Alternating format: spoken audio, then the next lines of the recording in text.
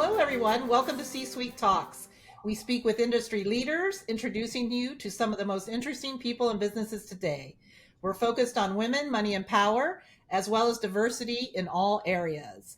Welcome to C-Suite Talks. I'm Beth Hilbing, co-CEO of C-Suite, along with... Hi, and I'm Dianne Gubin, co-CEO, along with Beth. And this week, we are so happy to speak with Tara Schultz. She is the founder and principal consultant with SolveWise LLC out of North Carolina.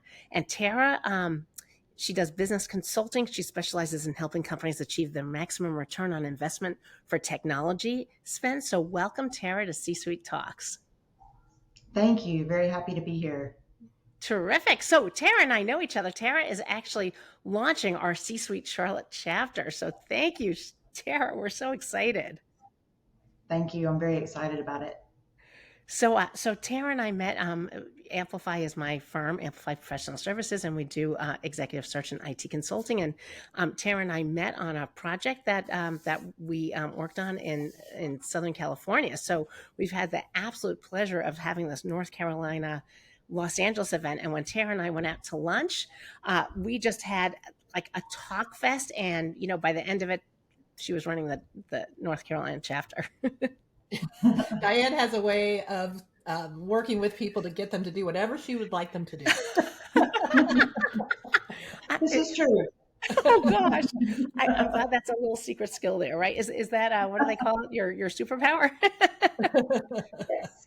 I thought it was parking spots, but anyway. So Tara, tell us what are we doing with Charlotte? So I am so excited to be part of our new Charlotte chapter, and for any of you that don't know about C-Suite, it's really all about the networking and learning and growing together, peer groups for women. And we are going to be launching our first virtual event, April 27th, and it will be a virtual wine tasting. Woohoo! We're so excited to do this, and it's not just a wine tasting, but it is also showcasing one of our C-Suite sponsors that is also a woman-owned small business that produces wine out of California. So, General Cellars. Yes, sorry, I need to call that out. So, would love for anybody that is not familiar with C-Suite to join us, whether you're in the Charlotte or North Carolina area or not. We would love to have you. Just come. It's going to be casual and fun, and just an opportunity to get to learn what is C-Suite all about. Right. So, super excited. And actually, it's not just North Carolina. It's that whole greater Southeast area. So it's North Carolina, South Carolina, Atlanta, Florida. It's, actually, and the wine tasting is open to everybody. So anywhere you are in the country, join us. Yeah, absolutely. And the CEO for General Cellars, Jill Osser, will be showcasing two of her wines. And the winemakers are all women, and she does a whole theme around wine. She's been with C-Suite for years, and we just love her to death. Oh, gosh, we thank Tara for being willing to take on the Charlotte chapter, and she's building out her committee with other executive women. So we just look forward to that. So thank you for your passion to do that. So that's wonderful. Thank you. Thank you. Yes. Yes, so Tara's like our hidden gem, because you know what, Tara, even though she's a little quieter, boy, oh boy, does she have an amazing network. So thank you, Tara. Tell us a little bit about your background and your journey, and how what are you doing today, and how did you get kind of where you are and decide to start your own business? Sure, absolutely. Thank you. So I have worked in technology and IT for, we'll say, 20 plus years. And I have done a little bit of everything from development to VP level, so managing people, projects. I'm very passionate around project management.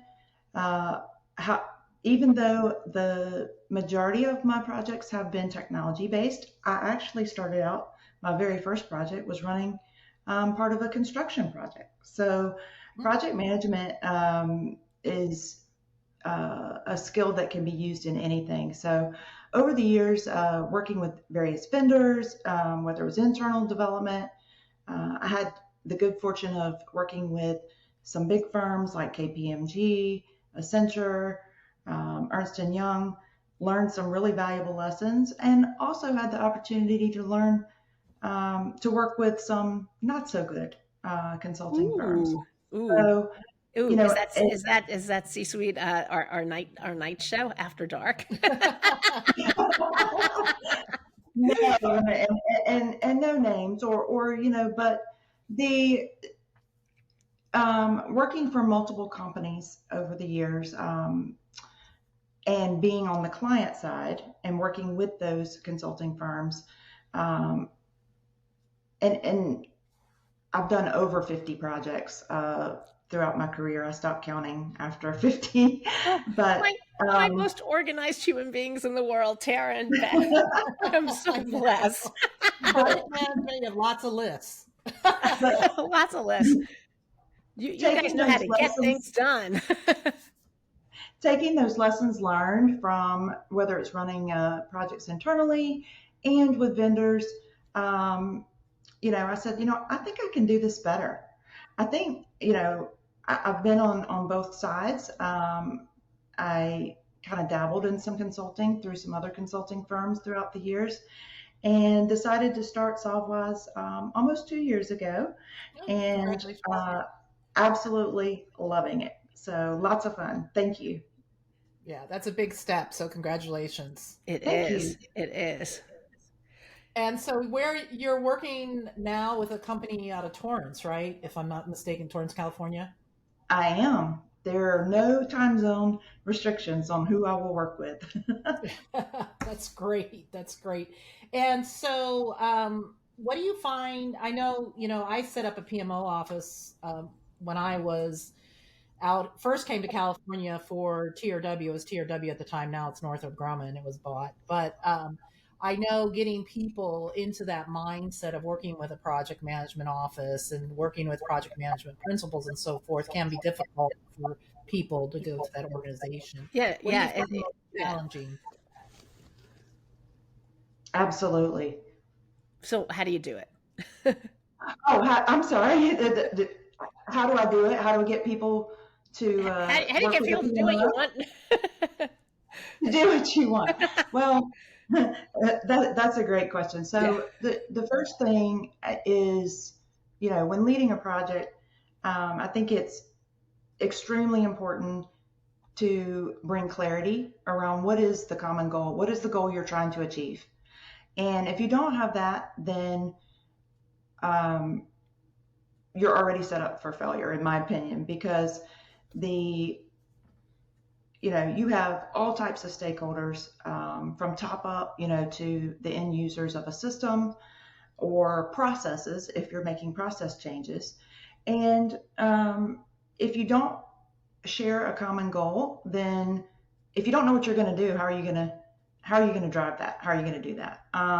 As far as difficulty working with them, I think it's very important to create an open environment, one with trust, and that takes time sometimes, but you want people to be open with you, honest with you about their time constraints, their concerns, risk, past experiences that may shape the way that they think a project will go.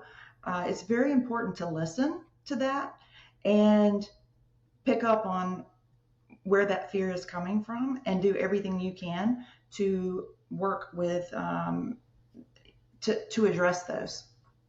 for sure. So to me, trust is a lot of gallons of coffee.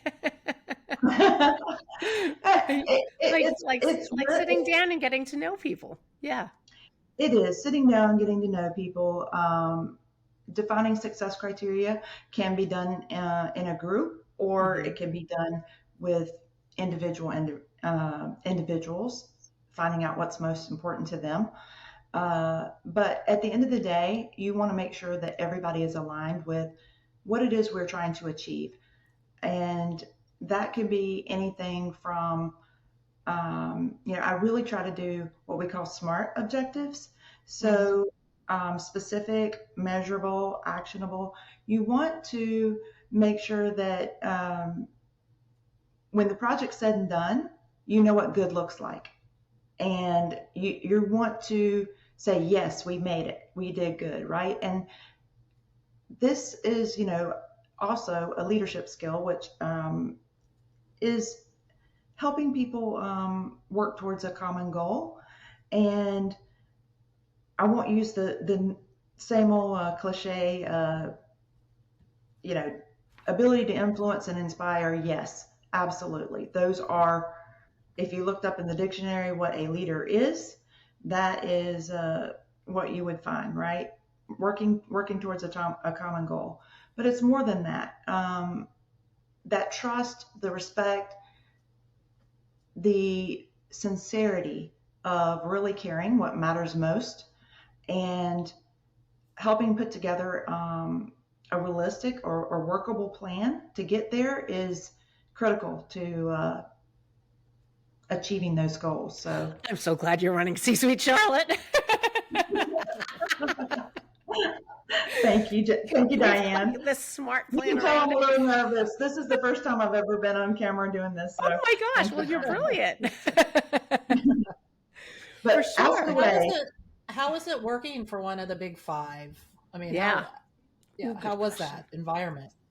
So I actually didn't work for one of the big five.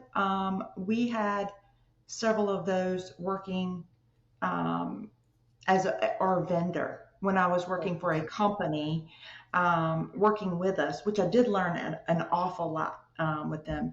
So, and I know several people that work for them. So as far as processes and, tried and true, learned a lot. They really specialize in doing that. I think one of the things I wanted to do with SolveWise was certainly there's huge corporations out there that can do this, but being kind of a smaller, more boutique firm that can bring some experience and, probably about a third of the cost of one of the big fives. Right.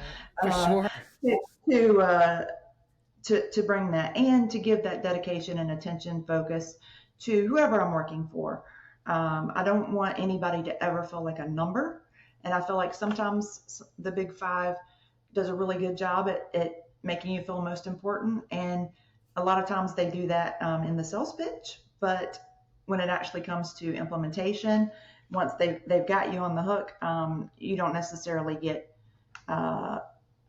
everything that was promised. So reputation is everything to me, and I'm a firm believer in meeting my commitments, and if I'm not able to, communicating that right away, because you will find that people are extremely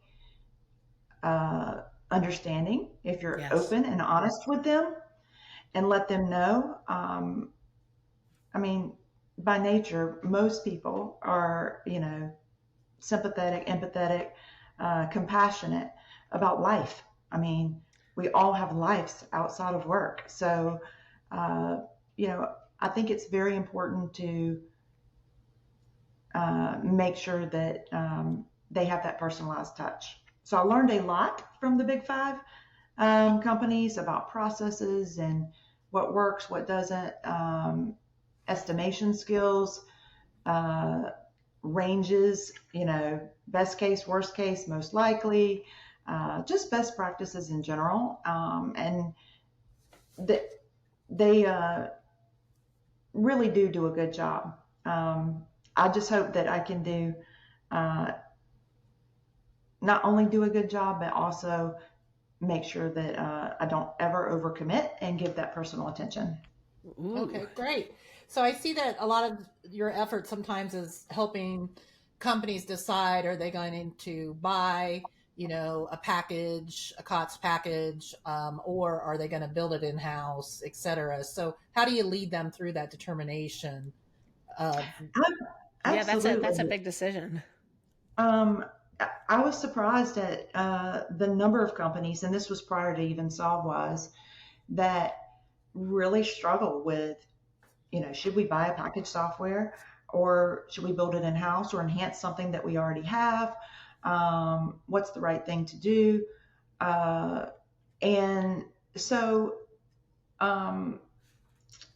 in working with these companies, I've done a lot of research, a lot of reading. I read a lot of books, but a lot of this is real world experience too, and being part of that vendor evaluation, writing RFPs, vendor selection, and putting criteria together.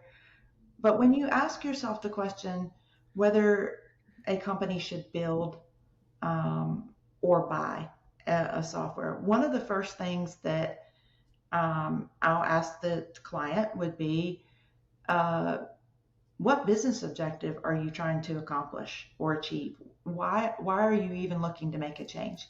Do you even have something already today? Is there something that your current software won't do that you think it should do? And for the most part, companies are looking for a competitive advantage, right? They're looking for something that's going to help set them apart, or there's something they can't do, or they're tired of dealing with, problems or issues, and they just want to buy something that they don't have to think about. So, couple of key things, ask yourself, is my business or is what I'm trying to achieve so unique that nobody has not already done it? That there's not already a packaged software out there that will do it for you. Right. If the answer is yes, You mean like, let's invent a new accounting system? right? Or maybe there's something unique enough about your business that because some of the I won't go into too much detail, but obviously pros of doing a packaged software, usually, not always, faster time to market, less maintenance, less in-house staff you need to support that.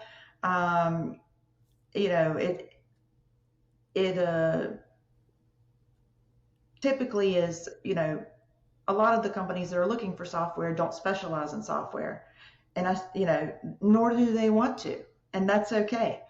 On the flip side, what you don't get with some of the packaged software is flexibility.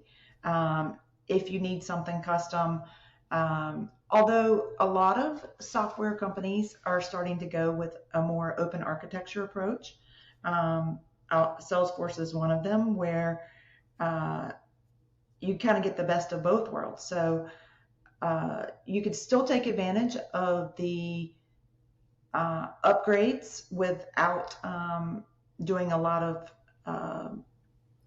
extensive testing and everything. But if you need some custom, or you need to plug and play, they have API connections that will allow you to interface and kind of separate that out so that you can do that. The other thing I would say is be careful. Do you have the in-house staff ready to support it? If you're going to build, even if you hire a third party to develop the software for you, there's ongoing maintenance, right? So you have to look at the total cost of ownership. Packaged softwares will tell you right up front, annual maintenance, flat 10%, 20% of your software cost, as to where if you build it and you don't have, if you outsource it, you can usually get a price, but managing technology resources in-house, keeping those skills up to date, making sure is a commitment. There's a lot of positives because your speed of turnaround for an enhancement or a bug fix is really fast. You're not at the mercy of submitting a support ticket to a third party and waiting till they get back to you. So there's a lot of factors that you can consider. And I'm going to stop there just because Well, I know actually, that what I want to ask you, because you're such a visionary, Tara. Let's talk about your vision for C-Suite Charlotte. That makes me happy. So here we are. We're going to do this wine tasting again. Soft launch April 27th. Everybody's welcome. And then what happens after that? Well, Thank you. We are. So, for that segue. So, one of the things, this is for female executives. Typically, we do director level and up. Yes, but We have we do all, welcome men. We always welcome men because we applaud oh, diversity. absolutely. Absolutely. Anybody is And welcome. any guy brave enough to come is welcome.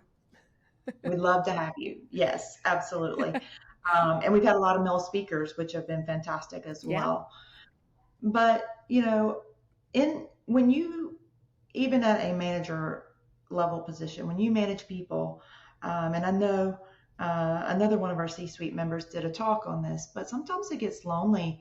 There's a fine line between being able to, you can't always be friends with, everybody. The higher up you go within corporations. So one of my visions or thoughts for C-suite, um, and I've done some similar in some other activities, is helping to create that peer group, that network, a safe space where it's not, it doesn't even have to officially be called a mentorship, although we do have mentorship and coaching opportunities through C-suite and lots of other really nice programs, but just making those contacts and friends that aren't so close into what you do that might be able to give you an outside perspective. Um, you know, that networking is priceless. You meet some really um, interesting people, but it's also inspiring. And sometimes we get in a rut. It's day to day. We do the same thing every day. We get so busy, and um, it's a no pressure. It's We want it to be something fun, and we want it to be something that you truly get something out of, and it helps you grow personally, um, and make friends. So my vision for C-suite is Charlotte chapter is already recruiting a couple of people to help me. It's not a single. I'm the only Oh, chair. it It will is be a definitely a committee. team. Um, yes, and we have lots and lots of support. Obviously, Beth and Dianne are fantastic to support all of the various chapters and events. So I hope that it will grow organically, and I would like input from anybody that's interested in this. And I just want to make it great. I wanted to make it meaningful. And every time that you come, you say, wow, I'm really glad I did that. I'm really glad I carved out an hour of my day, even though I was busy or I have to eat my lunch and turn my video off. It was worth it. I got something. I got something out of it, and it it's an easy way to help you grow professionally and make friends that you wouldn't otherwise maybe meet. Exactly. Well, Thank thank you you. so much, Tara. We can't thank you enough. So thank you, Tara Schultz. How can people find you and your company? Where can they go to find you? So I'm on LinkedIn, Tara Schultz. I don't have a profile specific to SolveWise yet, but I do have a website that is in progress that I will post the link out on my LinkedIn profile. Anybody can find me. And